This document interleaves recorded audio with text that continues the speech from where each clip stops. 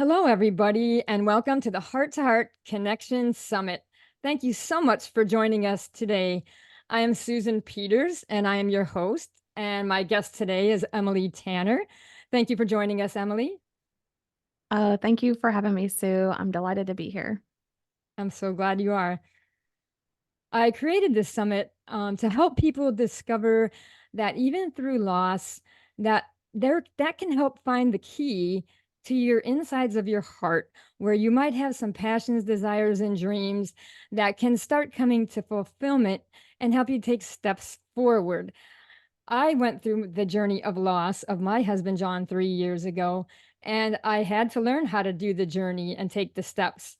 But it has been well worth it because I found that when my heart was broken open, that I found some new things inside that I didn't know were possible. And now they are. And I'm creating new dreams like this summit. And I have been finding amazing people like Emily and my 9 other speakers that have helped to nourish me along my journey. And so I am inviting them as guest speakers to share their part of how they helped me and how they got through their losses and found their heart and new dreams again. So Emily lost her husband just shy of her 20th anniversary with him. And because she became a widow, she founded the Brave Widow membership community in order to help other young widows find hope and heal their hearts and create new dreams. She is she is certified as a life coach from the accredited faith-based coaching academy and as a grief recovery specialist from the Grief Recovery Method Institute. Prior to Brave Widow, Emily served as Senior Vice President of Revenue Cycle in the healthcare industry, leading teams of over 4,000 associates in over 100 hospitals across the United States. She earned an MBA from John Brown University with an emphasis in leadership and ethics. And I can tell you that Emily is definitely an ethical leader, and she has a very, very caring heart. So, Emily, I would love to have you share with everyone your story about Nathan and how your life kind of turned into a nightmare instead of a dream, right? But how you were able to get through that and step into your new dreams in new ways so that you found some new love in a way that was really special. Yeah, thank you. And thank you for the kind words. Um, I was working as a traveling executive and often gone from home, traveling for work. Nathan and I have 4 children together, and at the time, their ages were between 10 and 19. So, a house full of teenagers and a dog somewhere in the mix. And we had a very busy and full life. I was very fortunate that Nathan prioritized the everything around the home. So the logistics of the kids and cooking dinner and the doctor's appointments and getting the cars titled and all of those things that we easily forget about when we don't have to do them. He handled all of that. And in July of 2021, we both got horribly sick with COVID that morphed into double pneumonia.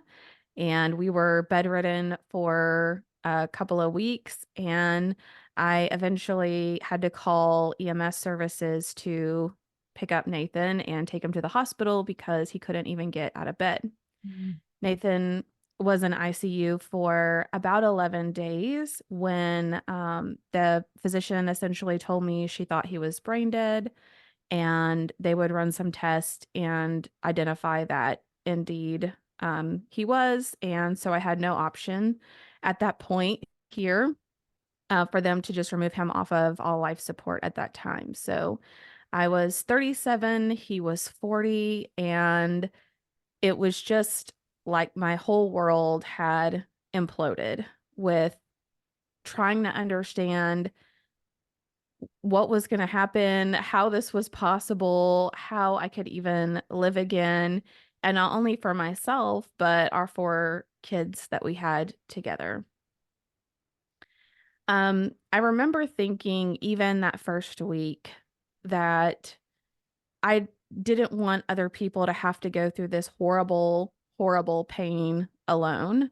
I couldn't figure out how it would ever be possible to have dreams for the future.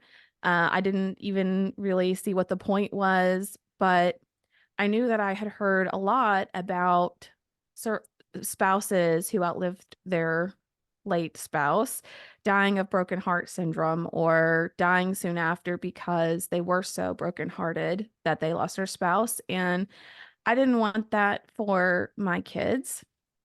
So I knew there had to be a way to find life again and to find dreams again. But it really started by embracing the hope and belief that it was going to be possible, even though at the time it seemed very impossible. I held on to words that came to mind quite often of God reassuring me that I wasn't alone in those moments. And without that, it would have been just the most isolating and hopeless point of my life. Yeah, I can't even imagine, all that you had to go through so fast and so quickly. I know it was hard enough for me, but yours happened so much in a faster manner, and with kids at home too, that's such a bigger challenge. I love that you said the word possibility though. That's like the key word of hope when you have God and you have that possibility of moving forward. It's amazing what it can help you do. Um, how did you learn how to explore new dreams and connect with this new version of yourself? Because I know when I lost John, I felt like I lost my identity, which I'm sure you did too. And so, how did you connect into that new version of yourself so that you were even able to explore that possibility to have new dreams? Oh, that is a great question. So I am a self-described overachiever. So as I went through my grief process, I was thinking, how can I go through this as fast as possible? Like, I want to buy all the books, sign up for counseling, do the courses, talk to other widows, like checking the box technically on all the things people say to do or that's supposed to help you. And I just kept getting frustrated that it felt like, on one hand, I was moving forward, but on the other hand, I just kept getting knocked backwards. And anytime I tried things that I thought, well, maybe I'll try to rediscover myself, as you mentioned, as widows, we often feel that we're a very different person than we were before the loss. And we're trying to discover what are the things we like to do? Who are the people that we want to be around? What things do we want to be in the future?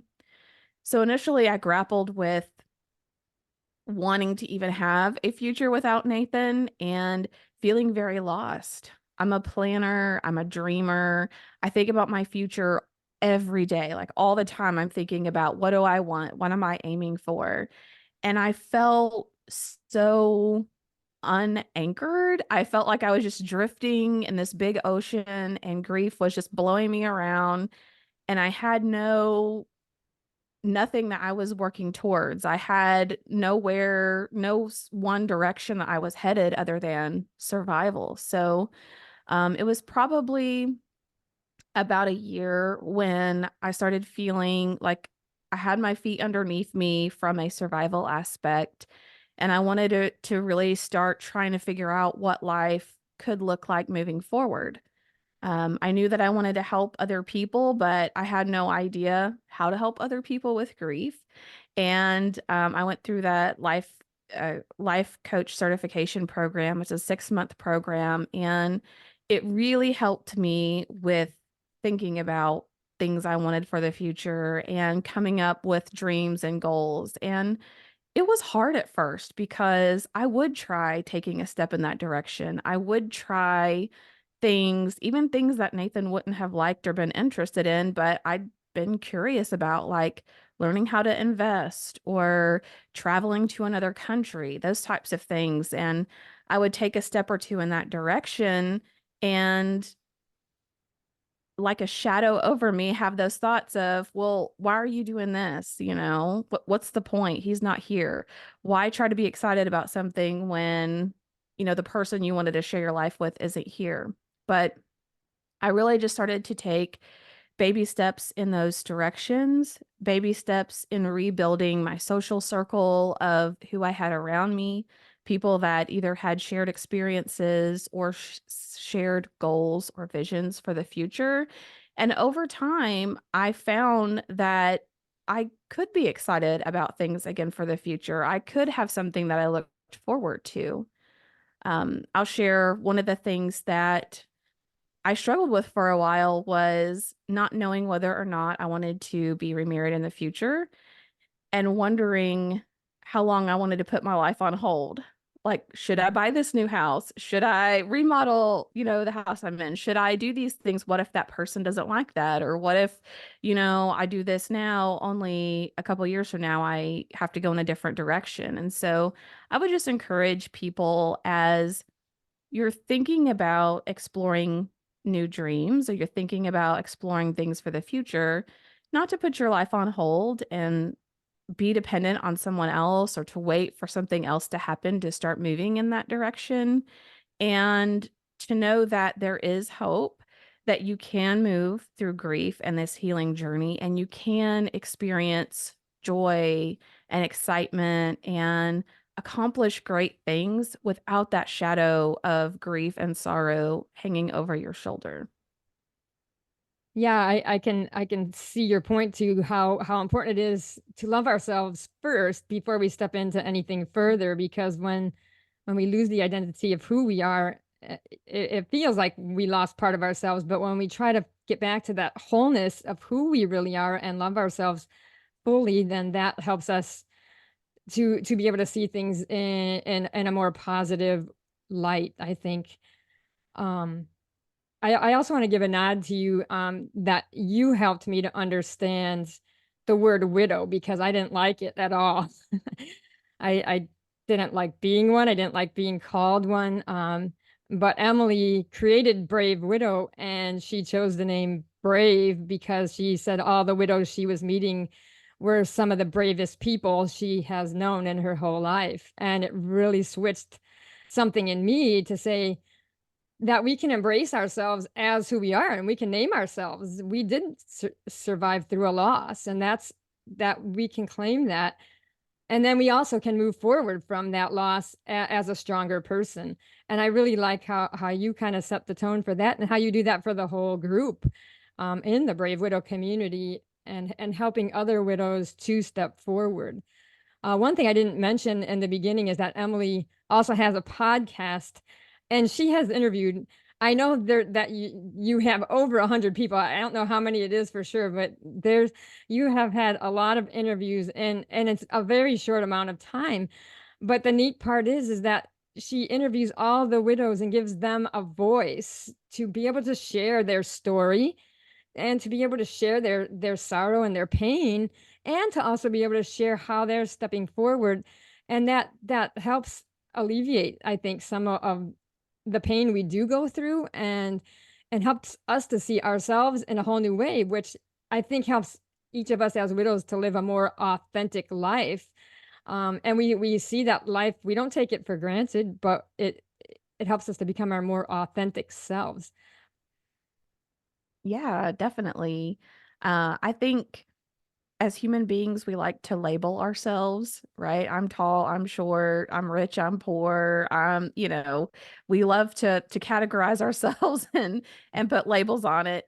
And so when we think about being a widow, to your point earlier, that I hated that word too. And I'm like, what's so great about being a widow? Nothing. It's terrible. You you hate your life when you wake up every day.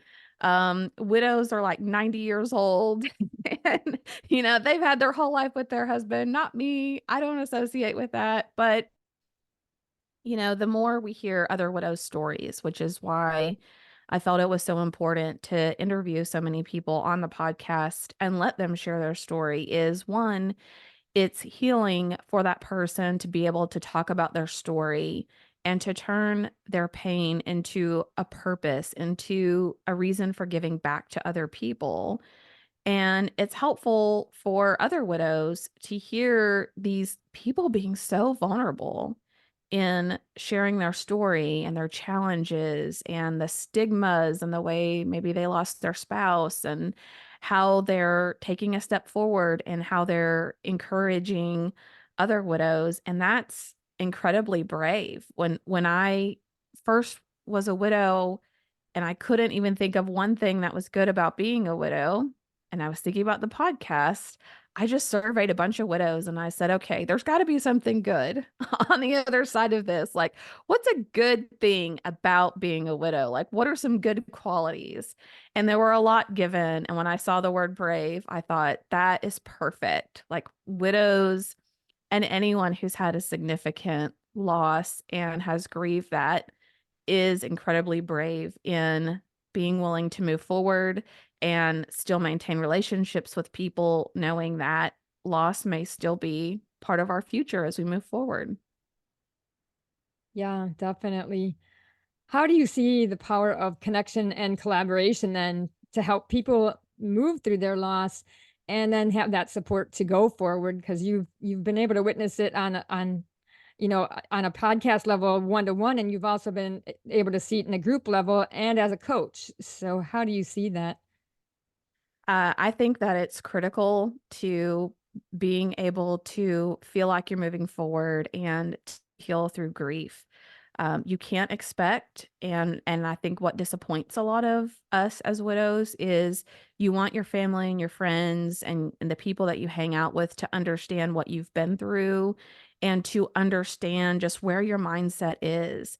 And it's so hurtful because unless someone else has really gone through it, they can't grasp the pain and the impact this loss has had on you.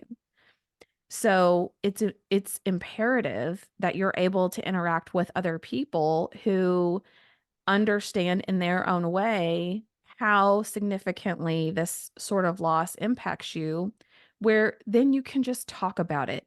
And you're Mhm. not trying to explain how when you wake up in the morning and you look over, it's just another reminder he's not there. You go to brush your teeth, you see his toothbrush, it's another reminder.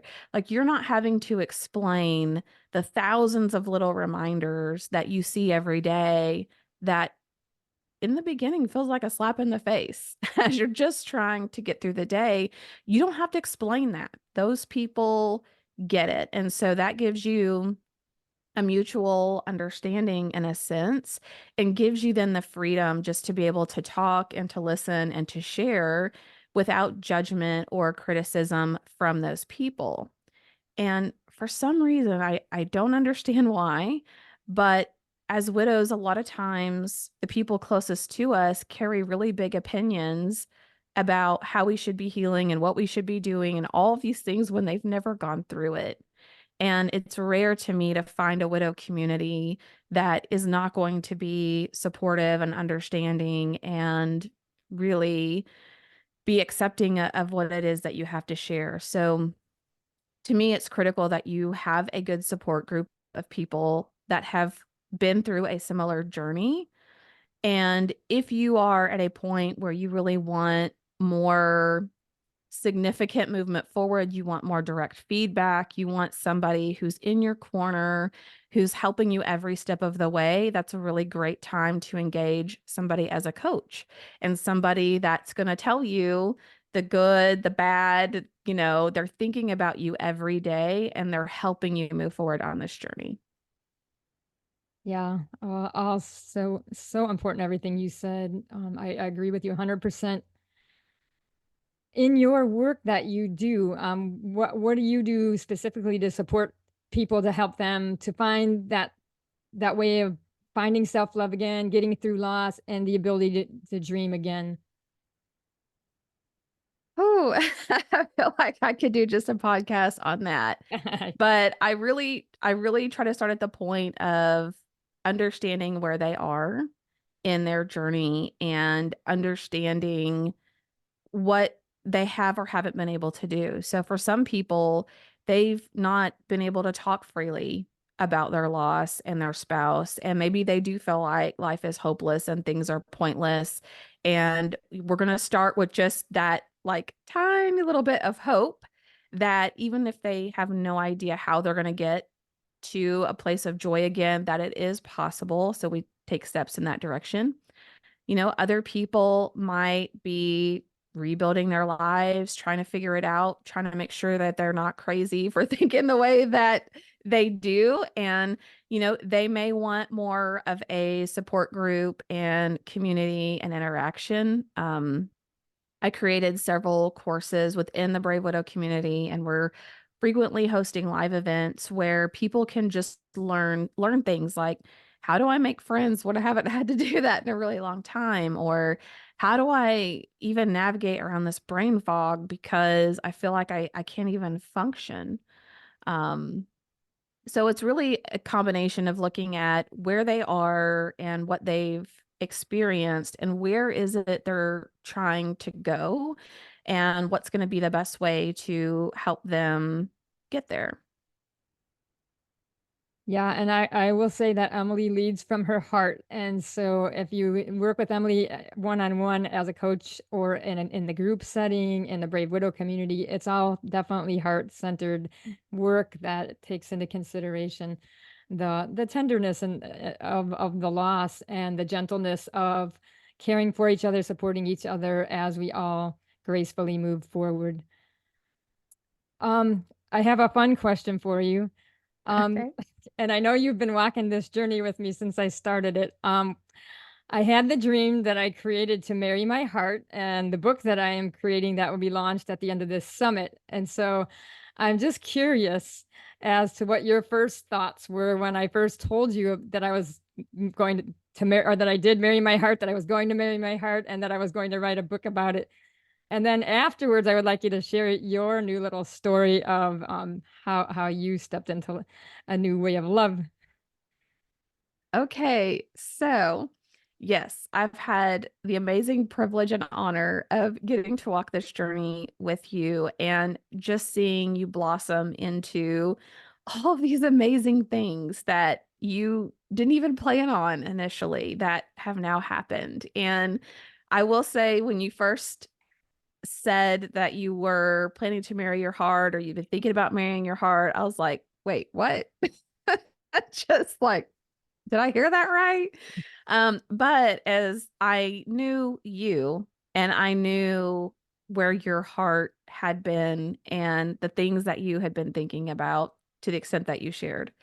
And so I knew I had to immediately learn more about what all this meant and how this happened and the story behind it. And I think you talk about it in such a beautiful way. I love having you on my show, on the podcast. I love, just how generous and giving you are to other widows and wanting to help them. So I knew that it was going to be an amazing story. And I can't wait for it to officially come out so I can hold it in my hands, just because I think it's awesome. But yeah, I think when someone first hears, well, I'm going to marry my heart and I have a ring and everything, you go, I'm not sure about this. Well, I have to say it's been fun walking the journey with you and sharing my story along the way. And you never cease to ask me how my book journey has been, and I really always appreciate that, as well as the chances to be on your podcast twice. Thank you. And Yes, I know. I want to live vicariously through you on this book journey. So you'll be the one teaching me and your membership on how to write a book someday. well, we'll have fun doing that together. And I'd like for you to share your big love story now too, because you have a super happy ending, or not ending, new beginning. So I would love to hear a little bit more of your share on that. Yeah, definitely. So, I was not really interested in dating after Nathan died soon, but I was super curious about all the horrors of horror stories on these dating apps. And so when I was having insomnia episodes, I would get on these dating apps and look around, and at first, I would use a picture of the sky because I was afraid that someone I worked with would recognize me or that people would think I'm crazy or desperate or whatever. Needless to say, it was a very, very volatile, bumpy journey for the first few months and really even couple of years after Nathan died. And I really waffled a lot on whether or not I wanted to be in a relationship or I wanted to be married again. And it was really hard to overcome this feeling of loneliness. But I, being the bookworm I am, I read tons of books, I took the courses, I talked to all these people, and I really learned that part of my problem was that because I was lonely and because I felt this urgency of wanting to find a companion, even just someone to go do things with, that I kept just attracting the wrong kinds of people. And I kept wasting my time on pen pals and all these other things. So I took a break from the dating apps. I did a lot of work on my mindset, on creating a life that I could love again and be excited about again, where the person I would find wouldn't be filling a hole, but would be making my life even better. As widows, a lot of times we think when we're dating again that we have to settle because no one's going to be as good or as love us as much as our person initially did. But that's simply not necessarily true. And when I viewed dating differently, when I did the work and got my mindset right, when I viewed it as this ultra marathon that I was willing to wait years to find the right person or not, and I was still working on my life, I stopped putting my dreams on hold and I just started going for them. That when I got back on the dating apps, less than 2 weeks later, I met Robert. And less than a year later, we ended up getting married and having our honeymoon in Turks and Caicos on the beach. And it was just absolutely beautiful. And it was so funny. He actually mentioned to me this morning, he was talking about looking on the dating apps or whatever, and he's like, yeah, it was that picture of you in front of the castle that got me, and then there was one of you in the Cincinnati Reds t-shirt because I loved baseball. And what I try to convey to people who are thinking about love again or considering that is to work on your dreams now and to do the things you want for your future now. I went and traveled. I went and saw my friends and went to a baseball game. I went and did those things, and that helped me stand out to the type of person that also wanted to do those things and that also wanted to be part of this life that looked really exciting from the outside looking in. So beautiful. So when you became more of you, that was when everything changed and blossomed because you were really just yourself. Yes, exactly. How cool is that? I'm so glad you found Robert, and congratulations to both of you. I think it's just such an exciting, beautiful, beautiful story. Thank you. I'm excited. It was one of those things. I didn't know if it was going to be possible. I had the hope that it would be, and I took steps in that direction, believing that it could come to fruition. So beautiful to see dreams come true. How Yes. neat. And now you have a whole new chapter of your life beginning again, and a whole bunch of new memories to make because of it. So cool. Emily, it's been like so fun talking to you. But I know that our time's kind of coming to an end here, and I know you have a special gift that you'd like to share. Would you like to talk about that a little bit right now? Yes, absolutely. So we mentioned that we have courses in the Brave Widow community, and one of those is called Getting Unstuck from Grief. And I wanted to share that one because a lot of times we perceive that we're stuck in grief or that we're going backwards. And I really wanted to condense down information to help you recognize why it feels like you're stuck in grief and what you can do to get unstuck. So if you will go to bravewidow.com/heart, HEART, then you can download that course for free. And I also have some other little goodies that'll be part of that, but I'm not going to spill the beans on everything else that's included. You'll just have to go check it out. Okay, and we will have that posted on the site too, when this during this after our talk. And also, is what is the best place to find you at? Yeah, so bravewidow.com is the best place. I'm also on Instagram, Facebook, and Twitter. But if you want to reach out through, there's a contact me form on bravewidow.com, and that's probably the best way. Okay, that's great. And we'll post that also. Is there anything else that you'd like to add before we close today, Emily? The only other thing I would add is just reiterating some encouragement that, again, even if you're trying to figure out who you are and what you want to do and what your dreams could be, or you're just starting to try some new dreams and you continue to feel discouraged, is to not give up on those and to know that our hearts can feel broken. You as a person are not broken. And Sue's story and everything that Sue talks about is so beautiful in portraying how it's possible for someone to have a broken heart, to rebuild it and heal it, and then to ultimately marry their heart. Well, thank you so much, Emily. It's been so wonderful having you. Thank you for sharing us and helping us all to go deeper into our hearts to know that there are possibilities for new dreams and new love. So thank you so very much. And thank you, everybody, for joining us today. Very glad to have you here. And we'll look forward to seeing you in the next conversation. Thank you.